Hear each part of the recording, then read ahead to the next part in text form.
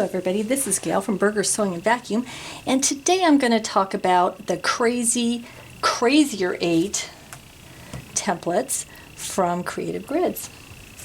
And you can see, I try to put it on something that you can actually see all the different shapes. You have your A, B, C, D, and E.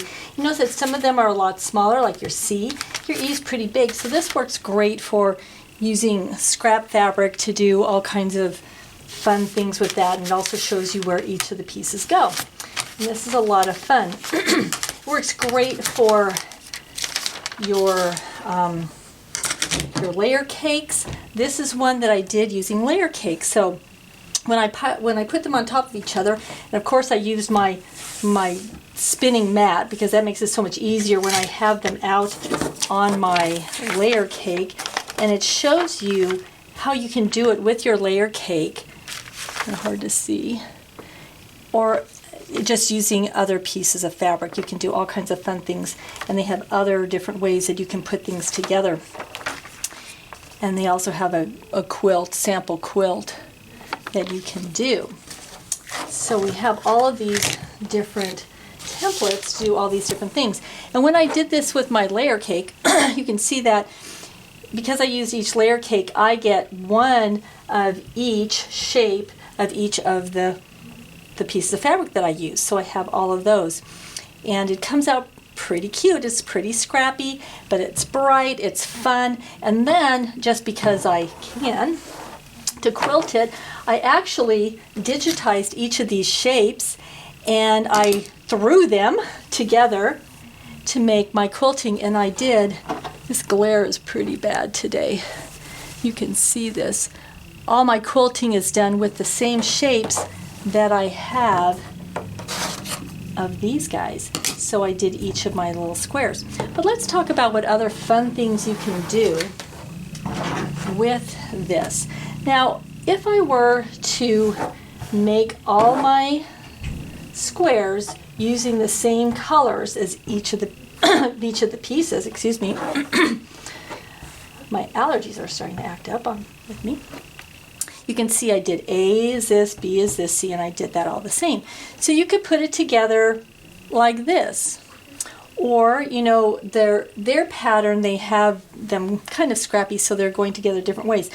But let's say I wanted to put all my A's together. So if I turn all these around, and look at that, I can get all my A's together. Now I get this really nice star. And because I like to just rotate things, what if I just rotated everybody and I put this little green piece in there? So now I get this little pinwheel as the center. Of course, I can rotate again. I'm going to call this one a windmill because it's so much bigger. And now I have all the blues together and I have a bigger windmill. And of course, if you notice that I didn't have to line up on the one with the kind of pinky purple in the center, I did have to line up one of the other seams, but most of them I only have to line up the seam in the middle, which makes it nice. Now this one is a little bit interesting if you put the little triangles together. So I put our triangles together. Now I get this interesting shape. And here, the only thing that might bother me, because it would bother me, is these are so close, it might look to me that I messed up and I didn't line up my seams right. So that might bother me, but it is an interesting look with that triangle going together in the middle. So with this one, these are all cut out the same way. But what if, because I can, what if I made some mirrored versions of it? Sewing them together was fun. I had to make sure that I kept them where I wanted them to be. But now look at this. This is a whole different look. And now I have my star. I have kind of chevrons going on here. And if I were to build it out, I'm going to shove this over. Hopefully I'll be able to stay within the screen here. And I were to do this. Let's see. I think I want this one this way. Trying to figure out where they go. Let's put the blues. The blues are going to go together. I'm losing track of who's my mirrored and who's my not mirrored one.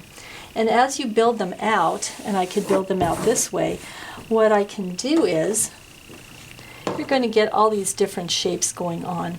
So I have my star there, And then as I build out, I have this bow tie. And then you'll also get, and I'll move this one down here, you can see, oh, it's hard to see this one. Let's show everybody up here. I'm going to get this big bow tie here. You'll get the little bow ties going this way. You'll have this interesting diamond going on. You could get a totally different look with this. Of course, you could also do your stars, keeping them all the same. I have to find the right pieces now. Starting out at the beginning, where we had our star with all of our fabrics, and then just keep building out and doing another star on the other side. And I'm thinking I'm not what I want to be. I want to have all of my, trying to find the non-mirrored ones. I've lost track of who are my mirrored ones and who are my not mirrored ones, and doing the not mirrored ones, and then you could add on your mirrored ones, and that way you're scrappy and you're just adding on to it, and you can do all kinds of fun things like that. Okay, so those are just some fun things that you can do. I think I have a mirrored one over here that I shouldn't have, but you can do all kinds of fun things using the same fabric for each one of these, each one of your little templates, or you could use a layer cake and make it totally scrappy, and then it looks completely different with all your different pieces there. So have fun with your Crazier 8, and I'd love to see the things that you come up with, the ideas that you have, because you could do, however you want to do it, once again using different fabrics for every single piece, with the same fabric for every piece, and make it so totally different. In their sample one, they have sashing in between to break things up, so you can do all kinds of fun things. But have fun, and we would love to see your ideas. Until next time, happy quilting.